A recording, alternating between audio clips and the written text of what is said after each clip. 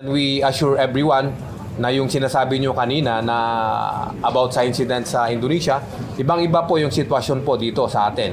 And we assure you na yung NCRPO ay ready for any eventualities. Hindi matutulad ang Pilipinas sa Indonesia. Ito ang tiniyak ng National Capital Region Police Office o NCRPO sa anumang maaaring mangyari sa gitna ng kontrobersyang kinakaharap ng pamahalaan sa flood control project. Ayon kay NCRPO Director, Police Major General Anthony Abirin, mayroon na silang security plan sakaling lumala ang sitwasyon. Karapatan po nila yon on a part of the PNP, especially dito sa NCRPO. We are ready po and we have already, of course, nailatag na po namin yung security plan po namin at may mga deployment po kaming ginagawa.